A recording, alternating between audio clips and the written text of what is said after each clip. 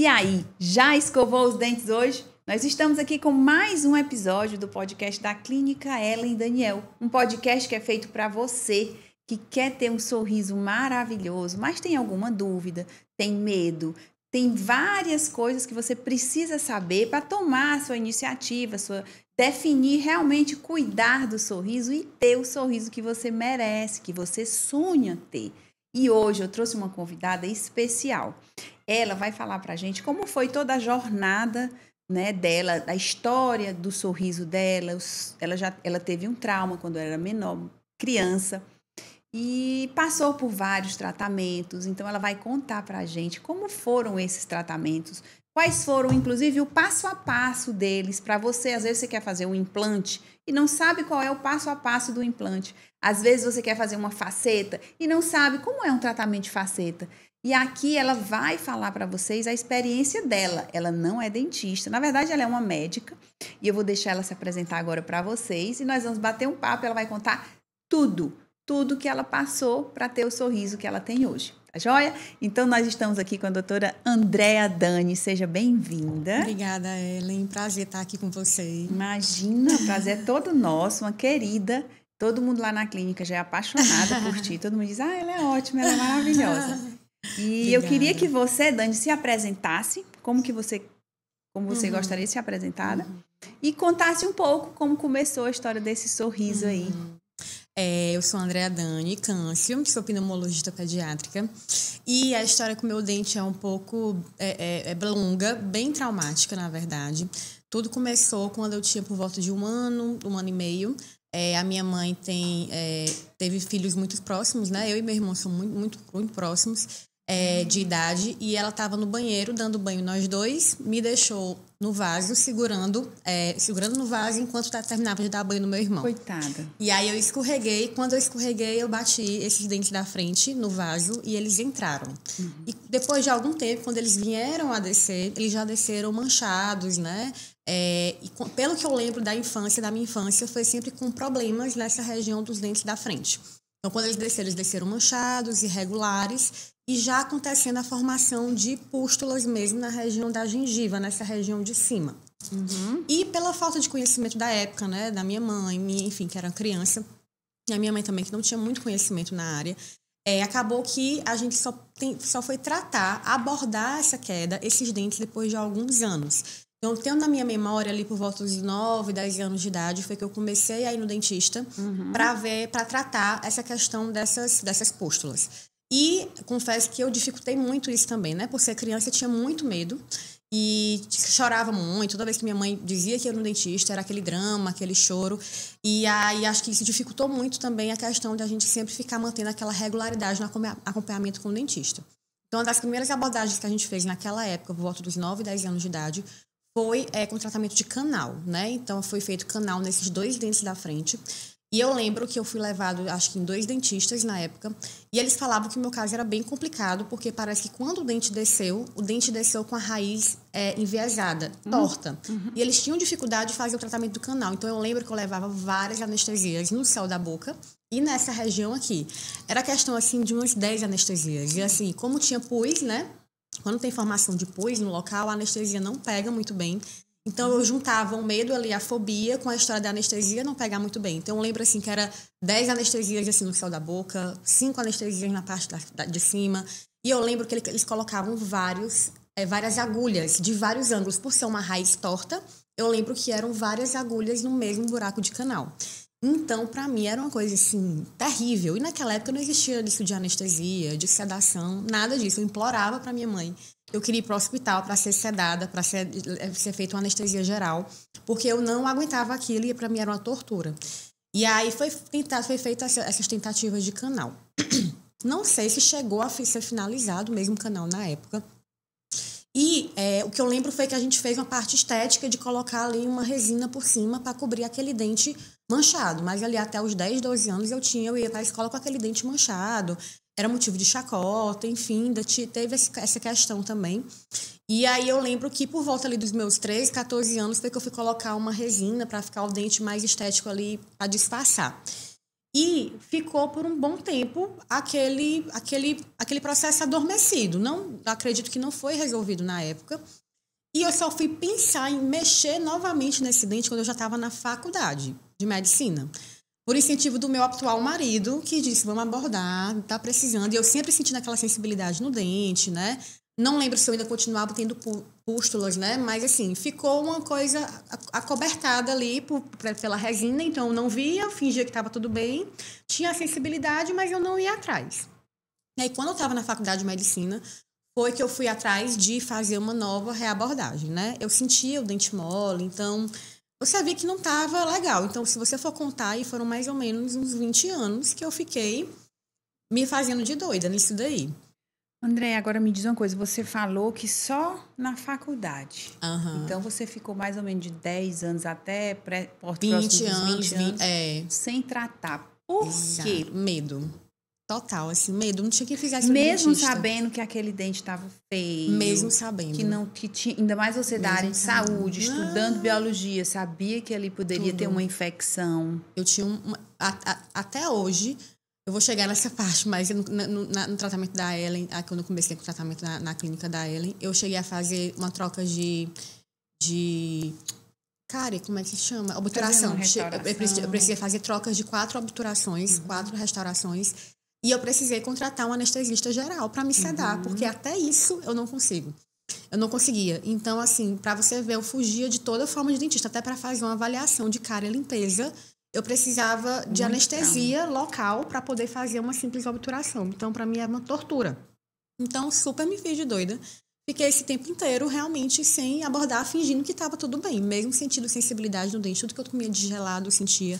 Eu sentia o dente amolecido. Então, quando eu fui abordar na faculdade, depois dos 20 anos, sei lá, com uns 22, 23 anos por aí, eu fui novamente abordar por incentivo do meu atual marido, disse que eu precisava me cuidar, e aí eu fui atrás. E aí, quando eu fui atrás, aí foi visto que eu já estava tendo uma perda óssea muito grande nessa região do maxilar. Estava perdendo mesmo, então eu tive que tirar. Eu tirei os 2 dentes da frente, eu removi na época da faculdade. Eu lembro que eu passei um tempo indo banguela para a escola mesmo, de máscara.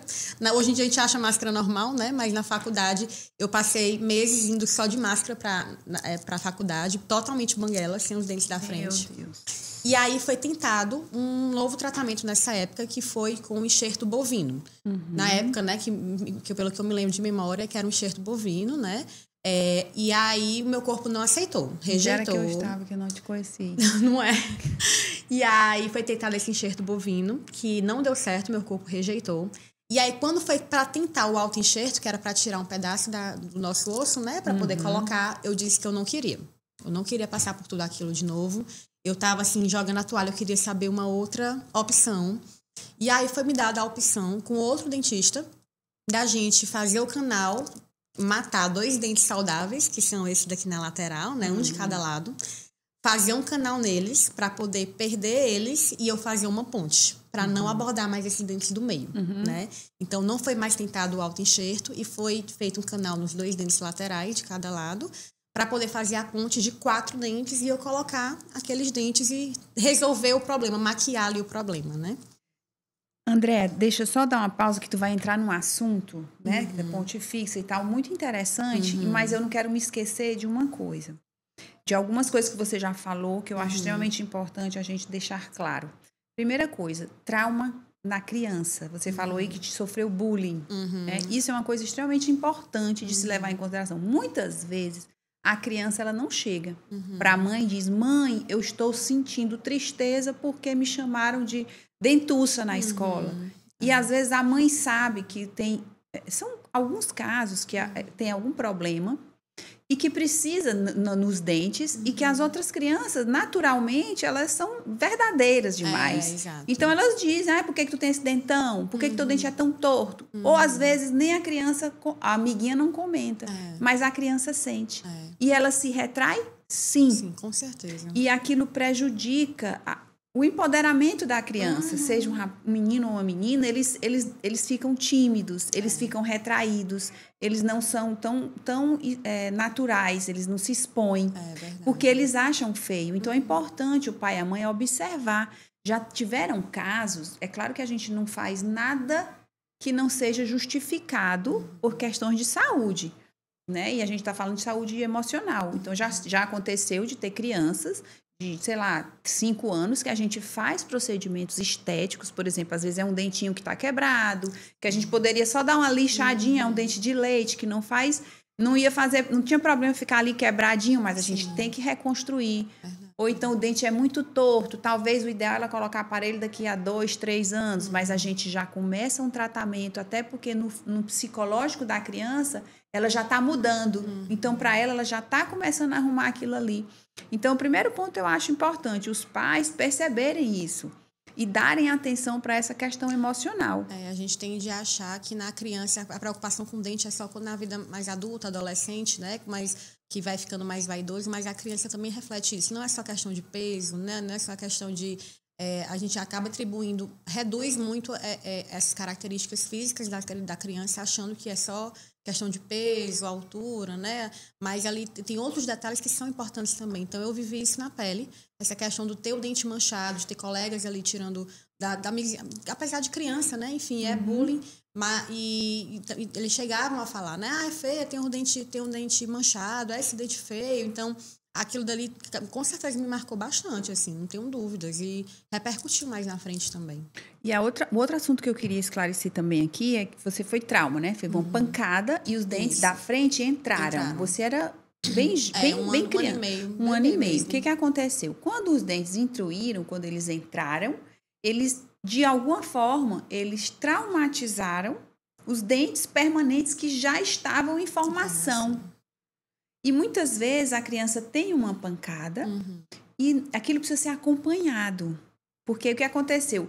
Deu um trauma lá nos incisivos permanentes que estavam em formação e ele deu uma movimentada e a raiz dele começou, provavelmente, a continuar o seu crescimento, porque primeiro forma a coroa.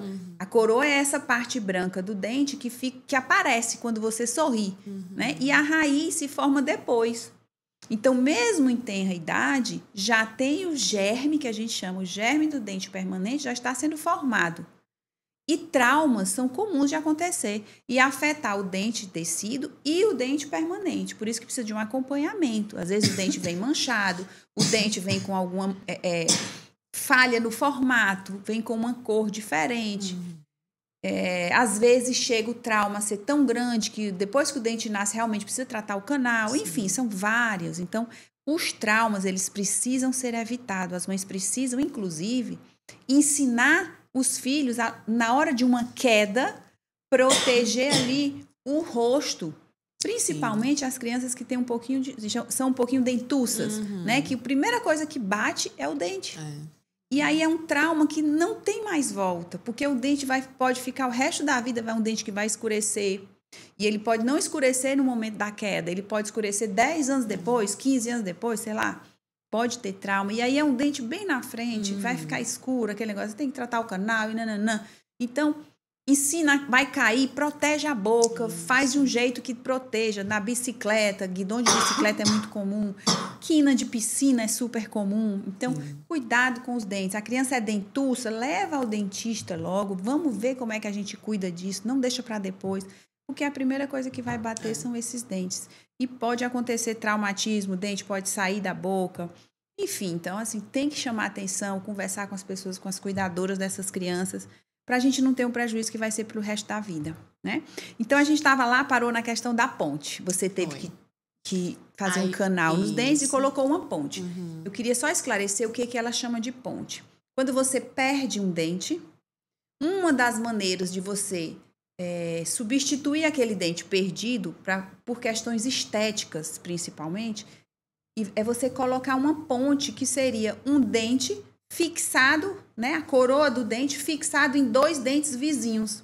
Então, por exemplo, aqui eu perdi esse dente e eu tô com esses 2 dentes aqui. Então, eu venho com um dente aqui e coloco segurando nesses 2 dentes, né? O que acontece? Os 2 dentes que estão segurando o dente pôntico, eles vão ter uma sobrecarga mastigatória muito grande.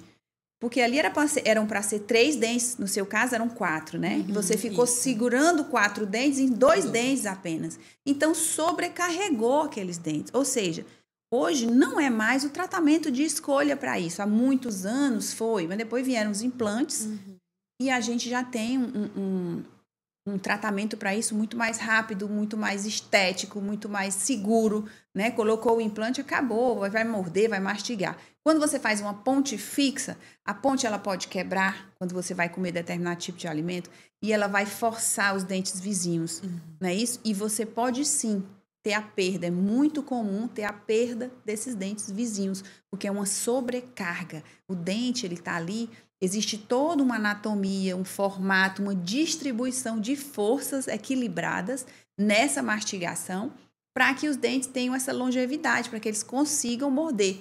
Porque a força da mastigação ela é muito forte. A gente consegue mastigar, quebrar um gelo com os dentes, mas você não quebra um gelo mais. Se não for com um martelo, uma coisa, mas você não quebra com a mão, você não consegue, mas com os dentes você quebra. Então, é muito forte a força da mastigação. Né? E todo dia, diário, todo dia. Isso, todo dia, né? Então... um pouquinho todo dia. Mas aí, vamos lá, voltando para a sua história. Pode continuar agora.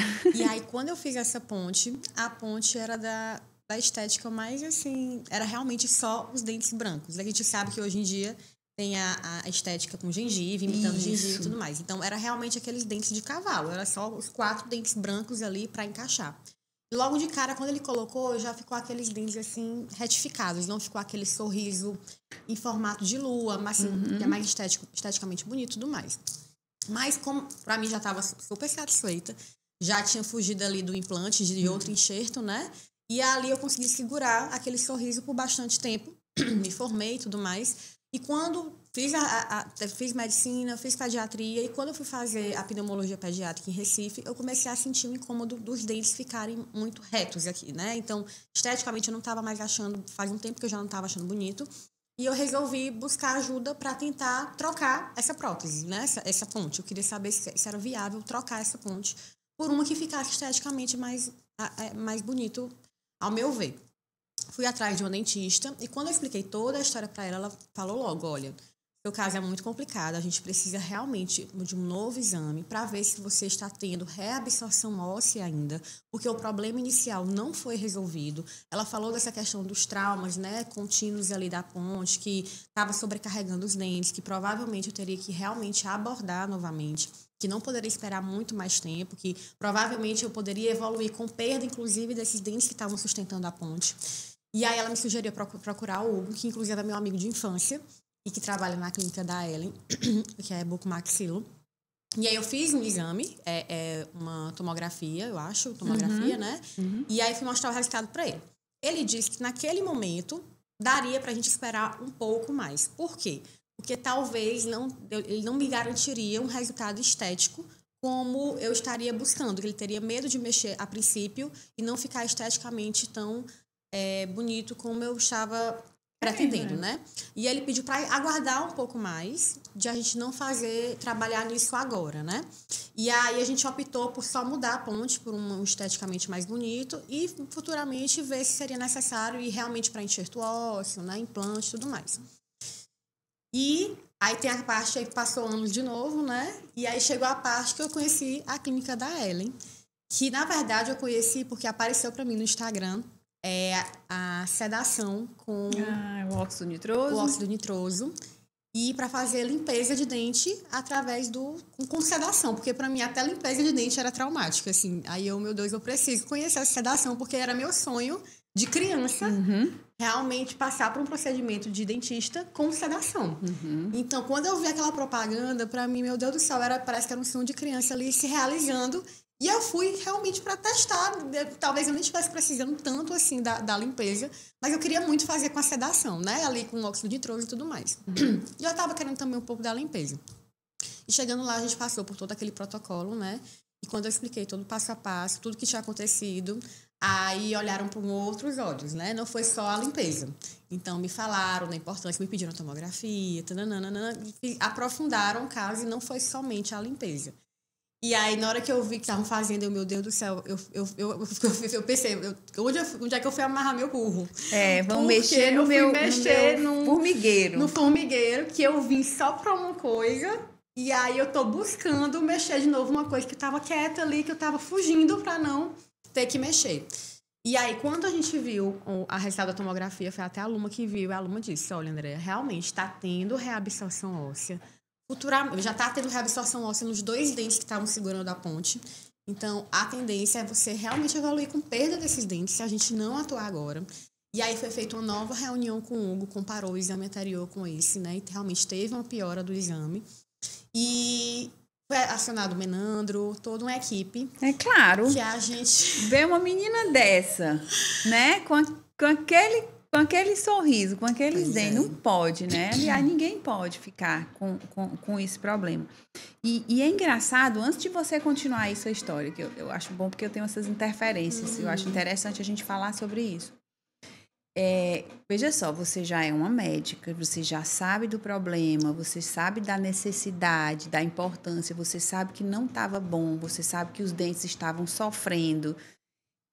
E você ainda assim demorou 1 ou 2 anos, né? Acho que mais. Ou mais. É porque anos. Passa rápido. Passa a gente muito pensa rápido. que não passa rápido. Mas da última intervenção para essa foram 4 anos. E é muito comum. E às vezes a gente perde a oportunidade de salvar dente, de fazer tratamento mais rápido, mais tratamento com estética mais bonita, sabe? Coisa melhor, mais rápido, com menos trabalho, menos sofrimento, menos tudo. Menos, né? E por causa disso, por causa dessa protelação. Mas eu entendo demais, porque olha a sua história. Eu faria a mesma procrastinação que você. Total. Poxa, eu sofri desde os meus 2 anos de idade que eu sofro. Por que lá vai ser diferente? Eu já fui em 20 dentistas.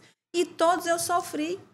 Eu não vou mais. Então eu entendo demais. Queria tampar o sol com a peneira, total. Porque vai sofrer de novo. Mexer num negócio que já fez, né? Não é diferente. Por isso, a importância que a gente trazer as pessoas para darem o seu depoimento aqui. Porque tem casos muito parecidos com o seu. Porque todo dia chegam pessoas lá com casos mais graves, com casos mais simples, potencial, sorriso, pessoas que você enxerga um potencial da pessoa ficar muito mais bonita, muito mais feliz. Porque quando a pessoa tem um sorriso bonito, ela se transforma.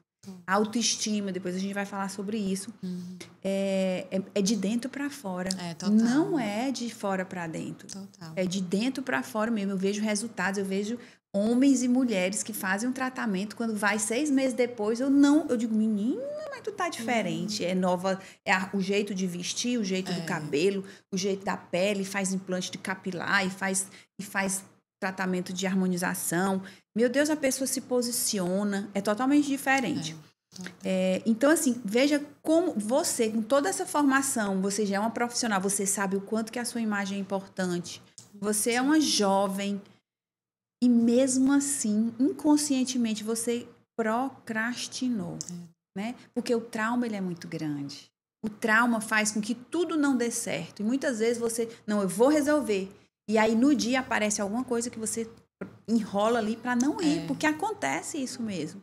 Né? Então, é importante vocês pararem para ver o que realmente eu preciso fazer. Eu preciso fazer isso. Eu vou fazer, encarar. Total. Porque senão vai ser mais um ano sem sorrir, mais um ano que no dia do seu aniversário você não vai fazer uma gargalhada, você não vai poder dar uma gargalhada, porque você sabe que tem um dente aqui que é amarelo, você não vai, não entendeu? Verdade. Mas vamos lá. E aí a gente parou. E aí a doutora Luma abordou, conversou, né? Chamou a equipe para conversar. Foi acionado o Menandro, que é implantodontista, né? O Hugo também, que é bucomaxilo, para programar. E aí, até a programação com o Menandro, né? Com o implantodontista, aí a gente foi providenciar a troca de obturações antigas, né? Por mais modernas, que precisava trocar. E aí eu já acionei a primeira vez a anestesista da clínica, a Anne. Porque eu queria realmente com sedação, porque meu trauma era tão grande que não teria como. Mas você fez a limpeza. Fiz a limpeza. Com o óxido foi tranquilo, foi perfeito, maravilhoso. Se relaxou, ficou bem. Total. Mas mesmo assim eu achava que não ia ser suficiente, porque eu sabia que eu tinha um trauma com broca. Muito grande, E a broca, pra mim, era o maior problema. A questão mesmo da zola da broca.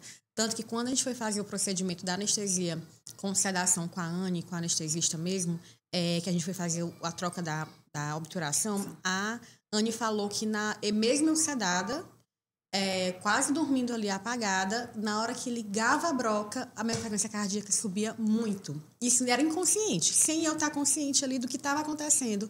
ela disse que era notório, na hora que ligava a broca, a minha frequência cardíaca ia lá para as alturas. Né? E aí, na hora que desligava, a frequência cardíaca diminuía. Então, assim, realmente do trauma ali, da fobia. E aí foi feito esse primeiro procedimento com anestesia. E aí a gente foi para a programação de fazer realmente o implante, né? A Menandro foi lá, atuou junto com o Hugo.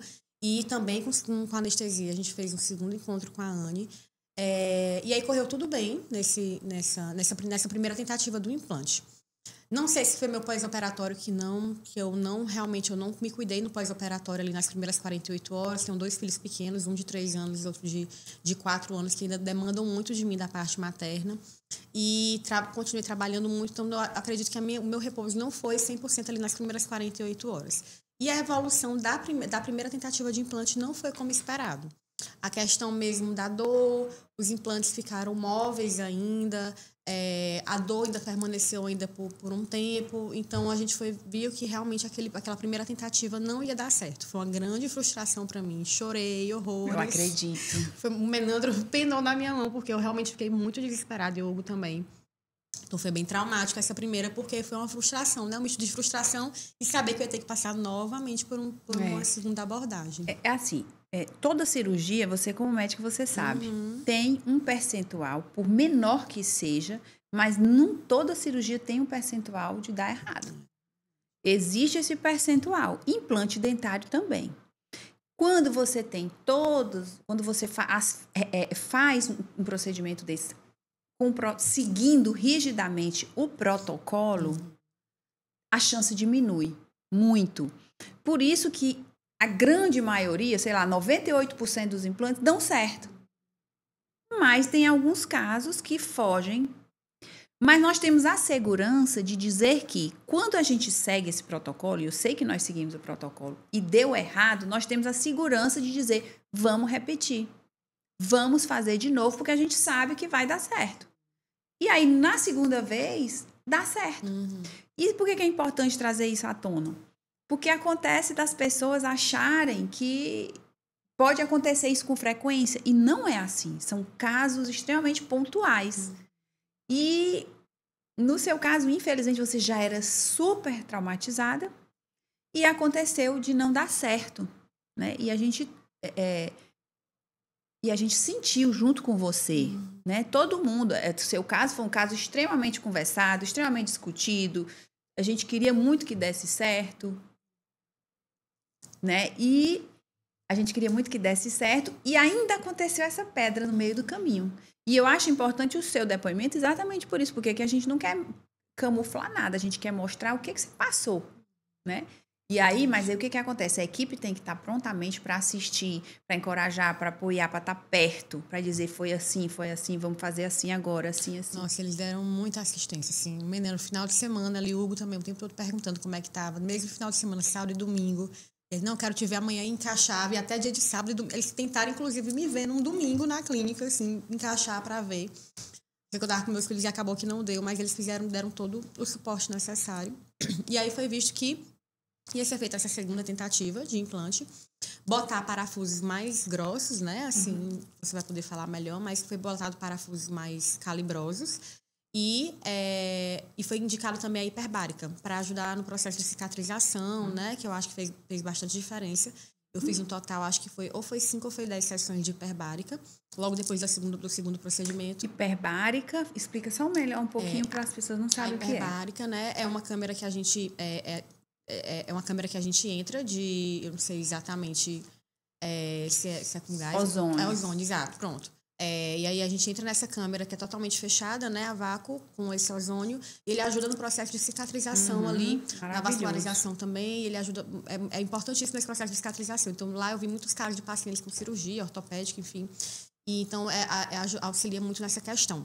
E eu acho que também fez muita diferença no processo. Foi o Hugo que pediu para fazer a hiperbárica associada, né?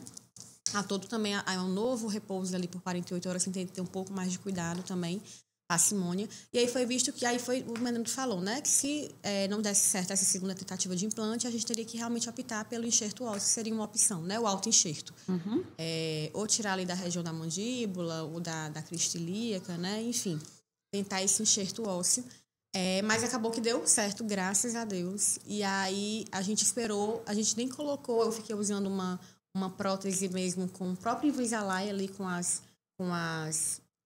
massinha, como é que se chama? Eu sei, como se fosse uma prótesezinha no Invisalign, na placa transparente. Isso, aí exato. você bota como se fosse um dente artificial, um dente artificial isso. na placa placa. Aí encaixa a placa e fica como se fosse um aparelho. E aí quando eu precisava eles optaram por essa forma para poder cicatrizar ao máximo o dente e não ter nenhum tipo de trauma, né? Então eles optaram, eu fiquei praticamente ali um mês, 2 meses somente usando a placa, e quando eu ia me alimentar, retirava para comer, para realmente não ter nenhum tipo de trauma. Eles não deixaram nenhum parafuso do lado de fora para poder cicatrizar por completo.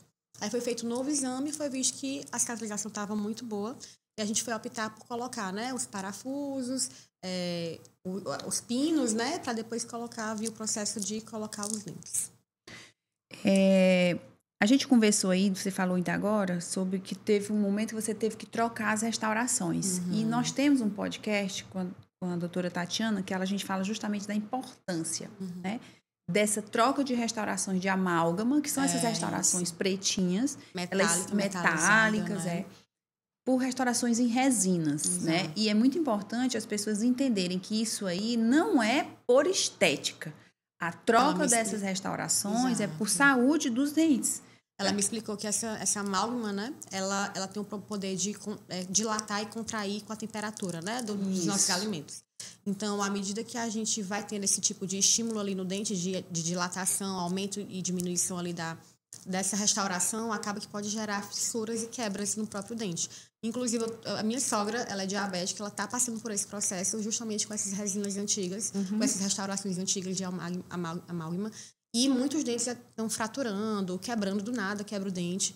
Então, ela fala, realmente, a gente teve que fazer essa troca para evitar justamente esses traumas dentários no futuro. Exatamente.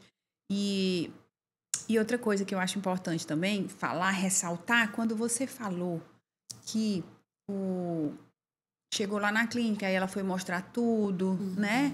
Foi falar dos dentes que precisavam. Porque, assim, quando a gente faz uma avaliação de um sorriso, de uma boca, a gente tem que avaliar todos os dentes.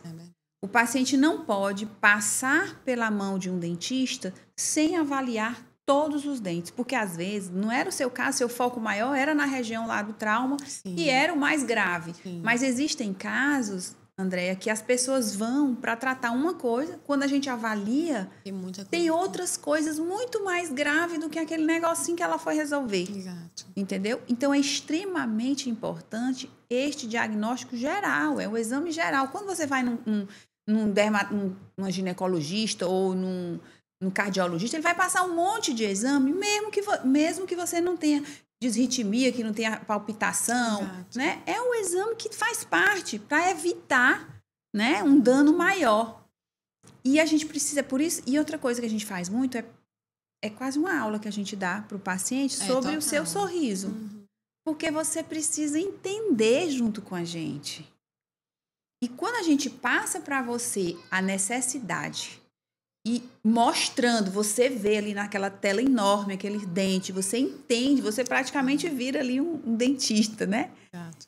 E aí você diz, poxa, eu não tenho alternativa, né? Eu sou jovem, eu vou passar quantos anos da minha vida sofrendo ainda com isso, sem resolver esse problema, né? Sem falar no risco, quando é infecção, essas coisas.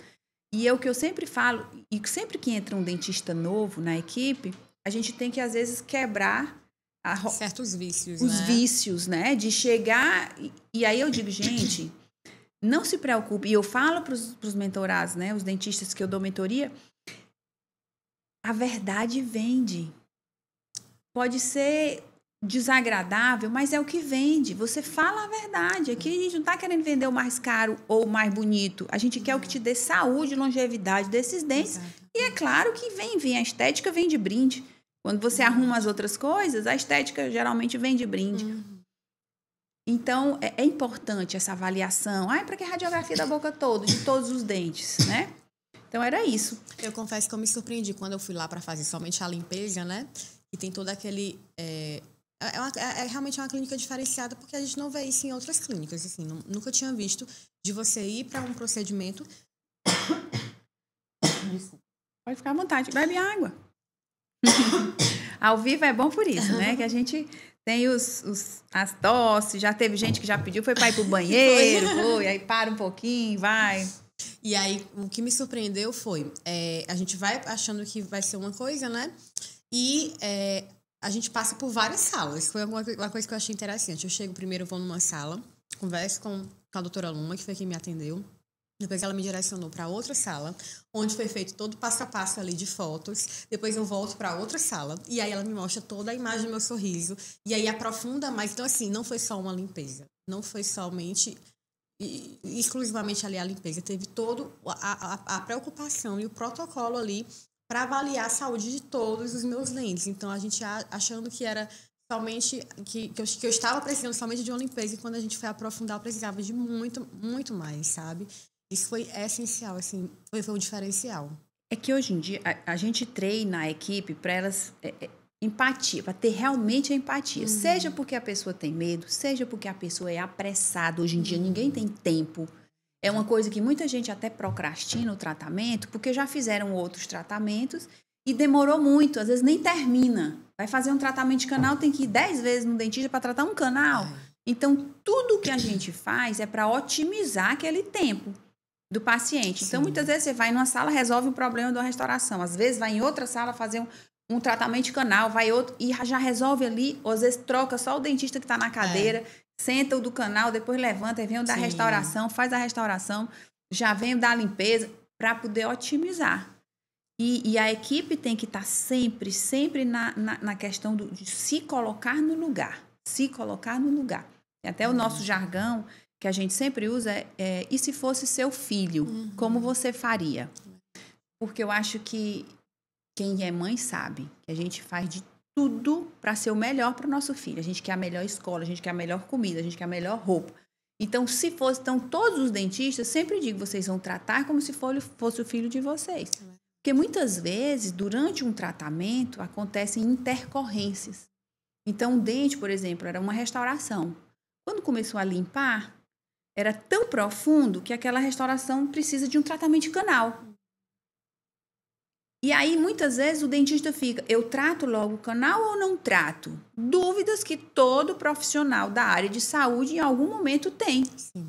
Eu arranco esse dente ou eu salvo esse dente para ele ficar mais um ano na boca do paciente? É um dente que já está muito deteriorado e só daqui a um ano. Talvez ele não dure nem um ano. Então, se fosse seu filho, como é que você faria? Né? Então, é nesse sentido que a gente faz questão de falar, de gastar muito tempo explicando, ensinando. E aí é por isso que quando termina os tratamentos, a gente diz, sorriso aí não é mais só seu. Porque foi tanta gente empenhada, foi tanta energia. É verdade, né, com certeza. Que não é o valor que foi pago por ele. É um valor totalmente diferente. É uma pessoa que mudou, que se transformou. É uma coisa que vai mudar. Então, eu não vou deixar aquilo ali desperdiçar aquilo ali. Eu preciso que aquele sorriso fique o resto da vida dele ali, bonito, lindo e saudável. Por isso que a gente liga aí como é que tá na hora de fazer limpeza. Sim. Tem que vir aqui radiografar de novo, vamos ver como é que tá. Uma coisa que me chamou a atenção também quando eu fui a primeira vez é que a doutora Luma falou que ia levar meu caso para a reunião da clínica, né? Então, ela falou que na clínica sempre tem as reuniões mensais. Semanais, na verdade. Que aí é discutido os casos ali principais, e aí ela ainda ficou assim, ela não me deu uma resposta de prontidão naquele momento do meu caso, porque ela ia levar para a reunião, para ser discutido, traçar ali as melhores estratégias, né, de tratamento, para depois sim me dar esse feedback. Então, sempre era dessa forma, ia para a reunião, voltava, discutia, falava, sempre tentando pensar no melhor caminho. E aí você colocou os implantes, sim, né? Foram 2 implantes substituindo 4 dentes. Isso, exatamente. Né? E fez mais a estética, como foi os outros dentes? Você não ficou com medo de ficar diferente, o dente natural, do dente que era implante? Aí depois que foi colocado os pinos, que o Menando se livrou de mim, aí eu comecei a aperrear o juízo da Thalita, que ficou responsável pelas próteses, né? E aí eu ela muito solícita o tempo todo, ele mandava pedir para ligar de contato dela porque eu queria tirar algumas dúvidas, que eu queria saber como é que ia ser esse processo, né? Como é que eu ia definir a questão do tamanho, da cor, se eu não gostasse, como é que... Aí comecei a ficar insegura em relação a essa parte, porque antes de eu ir para a clínica, eu tinha um dente que por dentro não estava saudável, mas que por fora estava me agradando bastante, que por mim não precisava mexer. E aí, mas por dentro eu não estava zero saúde, né? Então estava tendo reabilitação óssea e tudo. Então, qual foi o meu medo? Foi de ter me tirado aquela prótese, aquela ponte ali que estava me agradando esteticamente e colocar agora o implante e não ficar esteticamente como eu gostava antes, né? E a Thalita sempre foi muito solícita, desde o início falando que não precisava me preocupar, que a gente ia fazer testes e mais testes, que a gente ia colocar um provisório, que desse provisório a gente ia definir tamanho, cor, largura, todos os detalhes, mínimos detalhes possíveis, que ia para um laboratório para fazer a parte de cerâmica, e quando voltasse, né, se eu ainda não gostasse, ia ter que voltar várias vezes que fosse necessário no laboratório até chegar num que eu gostasse. E aí, o primeiro provisório que a gente colocou, que não era de cerâmica, né? Era só de resina. Era um provisório ali para poder comer sem estar banguela, né? Então, o primeiro provisório, eu coloquei os dentes ali. E esteticamente não ficou como esperado, porque o tamanho ficou um pouquinho curto. Então, já criei um pouco ali de receio. Então, já aperrei ali a Thalita. A Thalita, não, mas não se preocupa, que aqui é só um provisório. Agora que a gente vai ajustar o tamanho, a cor, definir esses detalhes. E ela me deixou bem tranquila em relação a isso. E aí, quando foi para fazer a de cerâmica, né? Aí a gente colocou todos os detalhes até chegar num que eu gostasse. E nem foi tantas tentativas, só foi uma tentativa, na verdade. Então, a gente definiu o tamanho ali com o provisório e quando foi pro laboratório, já de primeira já deu super certo. E aí, depois você queria um dente mais claro? Aí a gente colocou esses 4 da frente, que eram de cerâmica. É cerâmica, né? Porcelana, cerâmica, isso. E aí a gente optou pela cor mais clara e a gente optou por fazer o tratamento, os de resina, os da laterais, né? Premolares. Foi de canino para trás. De canino para trás. Premolar. A gente colocou a resina para poder ficar esteticamente mais preenchido, né? E branquinho.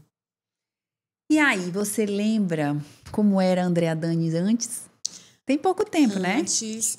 Inclusive, um detalhe importante na provisória, que os dentes ficaram mais curtos, né? Que eu tava meio insegura, para você ver o tanto que dente é importante. Foi justamente na época do meu aniversário que eu tava com provisório.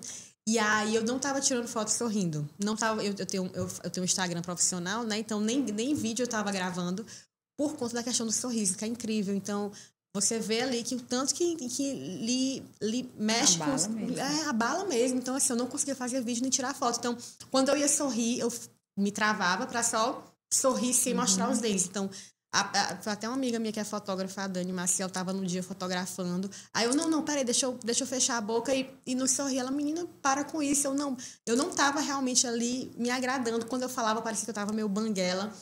Mas, enfim, era só o provisório. E aí, para você ver o tanto que realmente lhe limita no dia a dia, né? Até para tirar uma foto, para fazer um social ali, para fazer no trabalho, então você fica realmente limitado. E aí, depois, assim, quando a Thalita botou o definitivo, antes mesmo de fazer, da Tatiana fazer a questão das resinas, dos caninos para trás, eu já tava, assim, mega satisfeita. Foi choro para todo lado, chorei horrores, fiquei super emocionada. Porque realmente foram 30 anos com esse trauma. 30 anos mesmo, assim, e só eu sei o tanto que eu tive trauma. Minha família também. Minha mãe até hoje se culpa por ter me deixado sozinho no vaso. E eu ter escorregado e ter batido. Então, ela até hoje ela se culpa por isso. E aí, até hoje ela fala, minha filha, você não tive, tudo é culpa minha. Mãe, não é culpa, foi um acidente, né? Exatamente. Foi realmente muito traumático pra mim. E aí, quando eu terminei o tratamento, foi realmente assim, libertador. A palavra demais. É essa mesmo, né? E como é que tá agora essa Dani, os vídeos dela? Super satisfeita, eu não paro de sorrir, tirando foto. Tirou um peso, né, Andréa? Total mesmo. Tirou um peso, né? Fez muita diferença. Eu acho que só quem tem um trauma, para que pessoas que não têm essa questão com dente, né? Pode ser besteira, que besteira chorar por isso, ou ter trauma por conta de dente, mas só quem passa é que sabe? Quando a pessoa tem fobia mesmo. Eu tinha fobia. Hoje em dia, eu não assim, depois da clínica, eu fiquei bem mais tranquila em relação a tudo. Mas antes eu era realmente assim, era fobia ao ponto que se eu soubesse que eu ia pro dentista, minha mãe tinha que avisar um mês antes para eu poder me preparar psicologicamente para eu poder ir até o dentista. Até o cheiro, o primeiro dentista que eu fiz A questão do enxerto bovino que não deu certo, né? O enxerto bovino que rejeitou, que meu corpo rejeitou. O cheiro da clínica era de Limão. capim-limão. Gente, eu odeio esse cheiro. Eu odeio sentir esse cheiro de capim-limão, porque na hora que eu sinto o cheiro de capim-limão, me vem a memória do consultório do dentista que tinha esse cheiro de capim-limão. Então, eu não posso nem sentir o cheiro, que me arrepia, sabe? E aí, realmente eu tinha uma fobia, um trauma que acho que melhorou bastante, demais, fez muita diferença. E as opções de tratamento também com sedação, com anestesia. Claro que a gente tem o privilégio, né, de poder arcar com esses recursos e para mim fez muita diferença. Muita, muita, muita diferença. É muito essa questão do trauma do dentista, ela é muito grande. E às vezes a sua história teve um trauma, uma pancada e tal. Mas muitas vezes basta uma vez que a pessoa vai e faz uma restauração e que doeu muito, ou que ali pronto, ali já derramou tudo, não tem, derramou o leite, ali está impregnado na criança, no jovem, até mesmo no adulto. Total. Que vai ser. E aí é difícil a pessoa acreditar que vai ser diferente. Até porque ela vai 2 vezes, 3 vezes, no 4 vezes, tudo é a mesma coisa. A mesma coisa. Então, é a mesma abordagem, é a mesma falta de empatia. É não olhar pro paciente, é olhar só pro dente, é olhar só pro problema. Exatamente. E não levar em consideração que o paciente sente ali aquele medo, é achar que é frescura, realmente não olhar o paciente como um todo. Eu, como médico, eu prezo muito por isso, de olhar o paciente como um todo, de entender a família, entender os anseios, né? Os receios da família. E a gente tem que abordar o paciente com esse olhar, né? Mais empático. Isso faz muita diferença. Muita diferença. Totalmente. E principalmente na odontologia, né? Que já tem um estigma aí, todo mundo vê filme infantil, toda hora é o pessoal ironizando, dor, é dentista que é malvado. Exato. Enfim, eu vivi isso. Né? Assistia, minha época tinha uns trapalhões, sempre tinha um negócio desse. Tem filme do Nemo, Procurando o Nemo, tem confusão. Né? E hoje os tratamentos são, quando feitos por um protocolo, porque muitas vezes, é por isso que eu deixei de botar a mão dentro da boca do paciente. Porque eu preciso conduzir uma equipe que precisa ter rédeas, no sentido de não adianta ter pressa. Epa, peraí, esse caso é diferente. Volta, vamos refazer. Vamos fazer desse jeito, porque precisa ter esse controle até que a cultura ficasse impregnada. E hoje eu tenho tranquilidade de que todos lá atendem com essa cultura, porque se a pessoa não atender, ela vai ter que sair. Ela pede para sair porque ela não aguenta. É tanta exigência, é tanto detalhe que a gente tem. É o jeito de deitar a cadeira, é o jeito de acender a luz, é o jeito é o cheiro que não pode ter, é o cheiro que tem que ter, é o barulho que não pode ter, é o instrumento que não pode fazer barulho. Então, são tantos detalhes que só quem tem esse propósito, é um propósito, gosta e aprende e gosta. É importante a gente seguir protocolos, né? Ter protocolos no dia a dia, porque eu mesma vejo que hoje em dia, no meu trabalho, eu seguindo um protocolo, eu vejo detalhes quando tem crianças e famílias que chegam até mim, que passaram por diversos profissionais, que os profissionais esqueceram de ver um ponto ali, um ponto aqui, simplesmente porque não seguiam um protocolo. E quando a gente segue um protocolo ali, nada passa despercebido, porque o mesmo protocolo que você passa para Maria é o mesmo para o João, é o mesmo. Então, quando você faz a mesma coisa para todo mundo, você não deixa passar nada. Então, todos os detalhes são avaliados, são examinados. E eu acho que é isso que faz um diferencial ali na clínica da Ellen, na clínica de pessoas que têm um propósito diferente. Você não é só um profissional da sua área.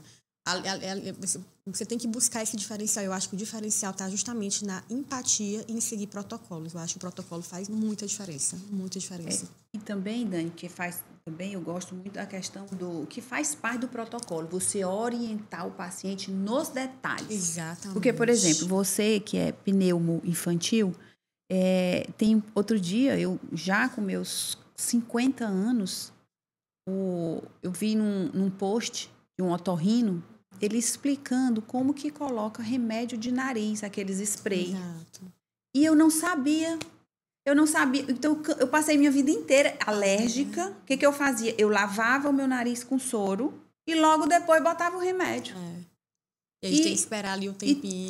Não pode. Aí o jeito de colocar é diferente. Né? Como é que bota de um lado do outro e tal. Eu digo, gente, eu passei minha vida inteira usando remédio, jogando soro por cima. Às vezes era depois, era antes. Enfim, várias coisas simples que precisam ser explicadas. O cliente não sabe. São detalhes. Eu digo muito, não é que o óbvio precisa ser dito. Eu falo é que o óbvio precisa ser repetido. Exatamente. Mas o dentista já falou, não tem problema, a gente vai mandar uma lista de cuidado, ele vai levar para casa, ele vai ler aquilo ali. Exatamente. Acontece... não, mas eu falo com ele. Não, agora nós vamos falar e você vai pegar a lista e vai ler junto com ele, porque ele não lê em casa. Exatamente. É desse jeito. É desse jeito que tem que ser. E aí o negócio dá certo. Já aconteceu, por exemplo, em casa, pessoas da minha família que, por ser parente, fizemos o implante e tal, foi naquela brincadeira, acabou, foi tranquilo, foi ótimo. A pessoa foi para casa, foi ouvir rock, dançar rock com a esposa. Meu Deus. Entendeu? Foi comentado que agora era para ficar quieta, não era para ficar... Mas ele achou que a dancinha lá, uma coisinha leve, não tinha problema. Então, assim, gente, não interessa, é para todo mundo. Não interessa se é minha mãe, se é meu irmão, se é outro dentista, tem que seguir o tal do protocolo, né? Tem que ter. E o que você diria hoje para essa turma aí? Vamos já caminhando para o fim, tá? O que você diria para as pessoas que ou não sabem se tem solução, porque às vezes você acha que aquilo ali é o melhor que tem, que não tem jeito, ou que é muito caro, enfim. O que você diria para essas pessoas que têm alguma coisa nos dentes?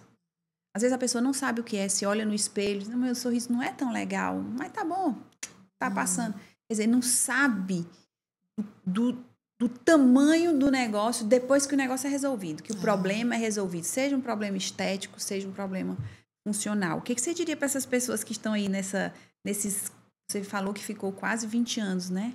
Quase 30 anos aí, praticamente. Para resolver mesmo. Agora eu te pergunto, se você soubesse... Mais de 30 anos, na verdade. Se você soubesse que tinha essa tecnologia, que tinha esse atendimento, você não teria passado os anos, talvez...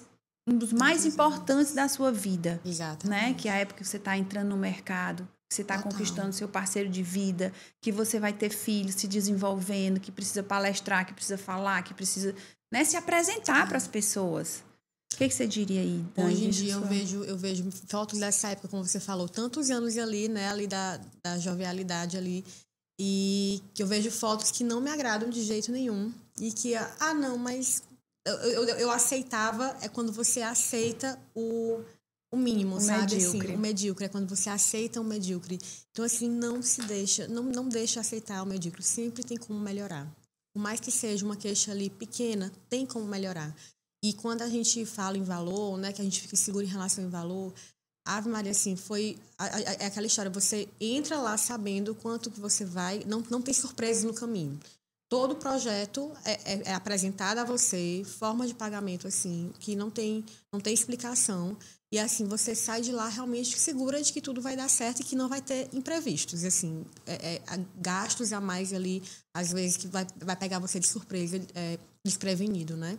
Então, eu acho que não tem como a gente adiar algo que é tão importante, porque tá no meio da nossa cara, né? Ali tá na... E ali não tem nem roupa para cobrir. Não tem como cobrir.